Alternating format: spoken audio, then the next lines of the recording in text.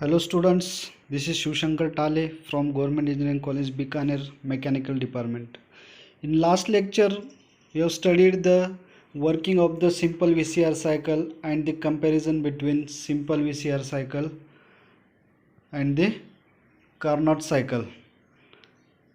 In this lecture, we will see the analysis of the standard VCR cycle for a single stage or simple VCR cycle. For the analysis of this cycle, here we will take some assumptions. Assumptions are taken because for the simplification of the calculations. First assumption is the steady flow process through each component. The steady flow process are used in the each component for the applying of the steady flow energy equation. Next, or the second assumption is the we are neglecting the kinetic energy potential energy changes across each component. And third, there is no heat transfer or the pressure drop in the connecting pipelines. Okay, we are neglecting the heat transfer or the pressure drops takes place in the connecting pipelines. Now we will learn the analysis of each component of the VCR cycle. That is, the first component is the evaporator. You know that the process 1 to 2 takes place in the evaporator. At the entry of the evaporator is at point 1 and the exit of the evaporator is at point 2. That is MR, we are considering that the MR amount of mass flow rate of the refrigerant through the evaporator. That is QE amount of heat is extracted from the source by the evaporator. QE at temperature TE. T is the temperature of the evaporator. P is the pressure of evaporator. P is nothing but the saturation pressure at evaporating temperature. Okay. Now for calculation of the refrigeration capacity QE, here we are using the steady flow energy equation. Whenever you are applying the steady flow energy equation for the evaporator is only heat extraction device. There is no work done, and we are neglecting the potential energy and kinetic energy. That is, we consider as a zero. Means if you apply the steady flow energy equation for the evaporator, then you will get the QE equal to MR into H2 minus H1. That is the enthalpy difference between the endpoints of the process 1 to 2. QE equal to MR into H2 minus H1. That is, H2 minus H1 is the specific refrigeration capacity. That is, the unit of the specific refrigeration capacity is the kilojoule per kg.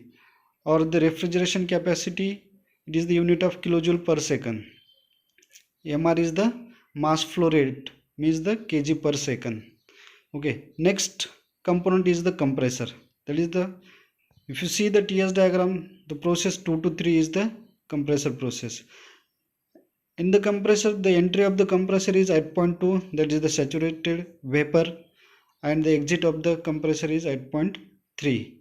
The compressor is the work absorbing device. That is, the work input is provided to the compressor. How will calculate the work input to the compressor? Apply the steady flow energy equation. In the compressor, the isentropic process is there, means there is no heat transfer, that is Q equal to 0, and the potential energy and kinetic energy is 0. If you apply the steady flow energy equation, you will get the WC equal to MR into H3 minus H2. That is the enthalpy difference between the endpoints of the process 2 to 3. H3 minus H2 is the work of compressor in the kilojoule per kg. Or if you calculate WC equal to MR into H3 minus H2, you will get in the kilowatt. That is the kilojoule per second. Next component is the condenser. Okay, condenser is the heat rejection device. Okay, here the isobaric process is there. There is no isothermal process. Then because at point 3 and at point 4 there is a temperature is not equal. Now the which temperature is considered as the condenser temperature? You have to consider the temperature at point 4 or the 3 dash. That is, the 3 dash is you have seen the TS diagram. 3 dash is point on the saturated vapor line. Okay, from 3 to 3 dash the temperature is decreasing. That's why in condenser there is no isothermal process in actual VCR cycle or the simple VCR cycle.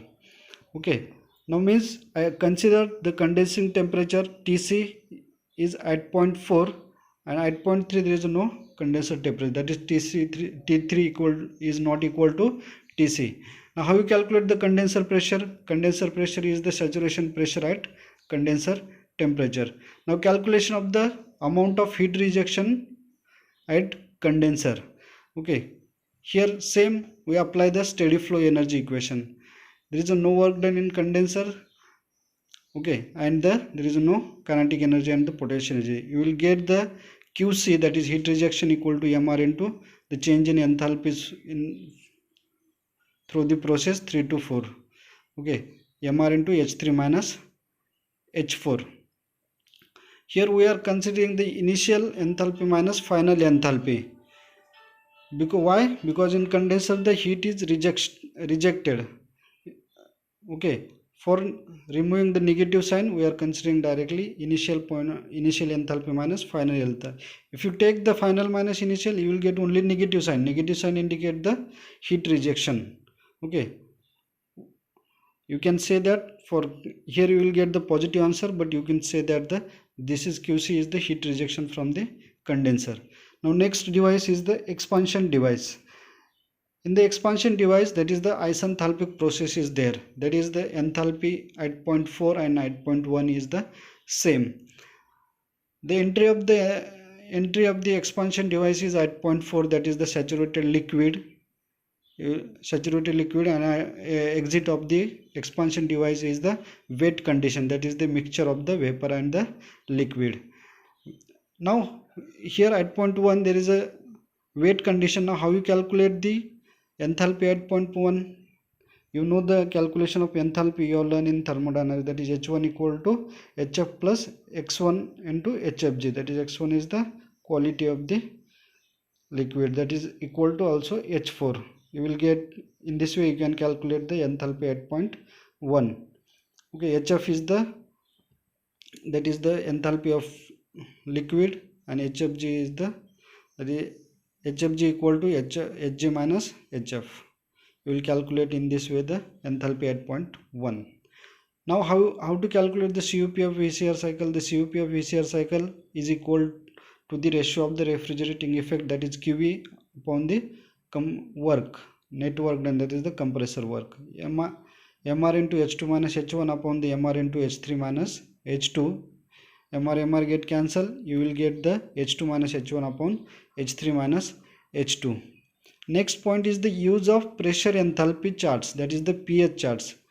Why we are required the pH charts? We have seen the different parameters since in different parameters are expressed in terms of the enthalpies, so it is very convenient to use the pH charts for the property evaluation, other property evaluation, and the performance of the simple VCR cycle. If you see these pH charts, that is the process 1 to 2 is the evaporator pressure, 2 to 3 is the compressor, 3 to 4 is the condenser, and 4 to 1 is the expansion process. For calculation of the refrigerating effect, here there is only the difference of enthalpies, that is from point 2 to 1, means you will how to calculate refrigerating effect? You take only the length between the point 2 to 1 on this enthalpy axis, and for calculation of the work done on the compressor WC, you take the length between the point 3 to 2 on the enthalpy axis. Okay, in this way, in a simple way, you can calculate the refrigerant effect and the work done on the compressor, and then you can calculate the COP of the VCR cycle. Okay students, now in next lecture we will see the modifications on the simple VCR cycle or the standard VCR.